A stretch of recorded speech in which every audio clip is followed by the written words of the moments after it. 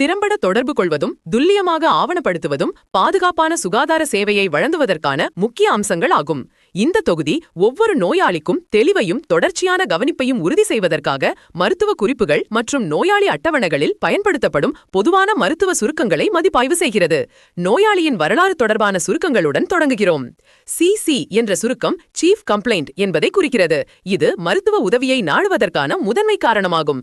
இது HPI அல்லது history of present இல்னஸில் விரிவாக விளக்கப்படுகிறது. ஒரு மருத்துவர் நோயாளிக்கு குறிப்பிட்ட அறிகுறிகள் இருப்பதாக அல்லது கம்ப்ளைண்ட்ஸ் ஆஃப் குறிப்பிடுவதை காணலாம்.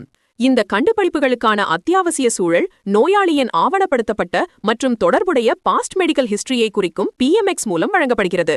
உடல் பரிசோதனைகளின் போது சுருக்கங்கள் அடிக்கடி பயன்படுத்தப்படுகின்றன. PARL என்பது pupils are equal, round and reactive to light and accommodation என்பதை உறுதிப்படுத்துகிறது. அதே நேரத்தில் EOMI என்பது நோயாளியின் extra ocular eye movements intact மற்றும் இயல்பானது என்பதை குறிக்கிறது. HTN என்பதை கண்டறிவது ஹைப்பர்டென்ஷன் அல்லது உயர் இரத்த அழுத்தத்தை குறிக்கிறது.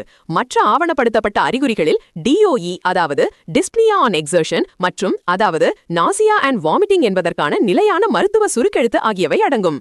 மருத்துவ குறிப்புகள் தரப்படுத்தப்பட்ட சொற்களை பயன்படுத்தி வாழ்க்கை முறை காரணிகளையும் கண்காணிக்கின்றன. உதாரணமாக ETOH என்ற சொல் குறிப்பாக மது அருந்துவதை குறிக்கிறது. நோயாளியின் ஆரோக்கியத்தை பற்றிய விரிவான புரிதலுக்கு இந்த விவரங்களை துல்லியமாக பதிவு செய்வது முக்கியம். நோயறிதல் சோதனைகள் புறநிலை தரவுகளை வழங்குகின்றன. BMI அல்லது பாடி மாஸ் இண்டெக்ஸ் என்பது உடல் அமைப்பை மதிப்பிடுவதற்கும் நோயாளியின் எடை தொடர்பான சாத்தியமான சுகாதார அபாயங்களை அடையாளம் காண்பதற்கும் பயன்படுத்தப்படும் உயரம் மற்றும் எடையிலிருந்து கணக்கிடப்படும் ஒரு அளவீடாகும். பொதுவான இரத்த பரிசோதனைகளில் CBC அல்லது கம்ப்ளீட் பிளட் கவுண்ட் ஆகியவை அடங்கும். இது சிவப்பணுக்கள், வெள்ளை அணுக்கள் மற்றும் பிளேட்லெட்டுகளை அளவிடுகிறது. இதன் ஒரு துணைக்குழு H மற்றும் H ஆகும். இது நோயாளியின் ஹீமோகுளோபின் மற்றும் ஹெமாட்டோகிரிட்டை குறிப்பாக அளவிடுகிறது. மற்றொரு அத்தியாவசிய சோதனை BMP அல்லது பேசிக் மெட்டபாலிக் ப்ரொஃபைல் ஆகும். இந்த இரத்த பரிசோதனை சிறுநீரக செயல்பாடு மற்றும் எலக்ட்ரோலைட் அளவுகளை மதிப்பிடுகிறது. இது உடலின் இரசாயன சமநிலையின் ஒரு ஸ்னாப்ஷாட்டை கொடுத்து தேவையான மருத்துவ தலையீடுகளை வழிநடத்த உதவுகிறது. தரவு சேகரிப்பிற்கு பிறகு மருத்துவர் ஒரு திட்டத்தை உருவாக்குகிறார். DDX அல்லது டிஃபரன்ஷியல் டயக்னோசிஸ் என்பது இறுதி அல்லது அசஸ்மெண்ட் அண்ட் பிளான் முன் பரிசீலிக்கப்படும் சாத்தியமான நோயறிதல்களின் பட்டியலாகும். இது முன்மொழியப்பட்ட சிகிச்சையை கோடிட்டு காட்டுகிறது. திட்டத்தில் I மற்றும் D போன்ற குறிப்பிட்ட நடைமுறைகள் இருக்கலாம். இது இன்சிஷன் அண்ட் ட்ரெயினேஜ் என்பதை குறிக்கிறது. இது அல்லது ஃபாலோ அப்கான வழிமுறைகளையும் உள்ளடக்கியது. இது ஆரம்ப மருத்துவ வருகைக்கு பிறகு நோயாளியின் முன்னேற்றத்தை கண்காணிக்கிறது. மருந்து சீட்டு வழிமுறைகள் குறிப்பிட்ட லத்தீன் வழி சுருக்கெழுத்துக்களை பயன்படுத்துகின்றன. PO என்பது வாய் வழியாக மருந்தை எடுத்துக்கொள்ள வேண்டும் என்பதை குறிக்கிறது. அதே நேரத்தில் PRN என்பது தேவைக்கேற்ப மட்டுமே மருந்தை எடுத்துக்கொள்ள வேண்டும் என்பதை குறிக்கிறது. இதனால் நோயாளி சரியான அளவை பெறுவதை உறுதி செய்கிறது.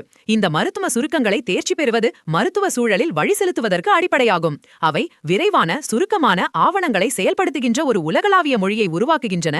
இது நவீன நோயாளி பராமரிப்பின் ஒட்டுமொத்த தரம் மற்றும் பாதுகாப்பிற்கு நேரடியாக பங்களிக்கிறது. முடிவாக தரப்படுத்தப்பட்ட சொற்களின் சரியான பயன்பாடு துல்லியமான நோயாளி மதிப்பீடு மற்றும் சிகிச்சை திட்டமிடலை ஆதரிக்கிறது.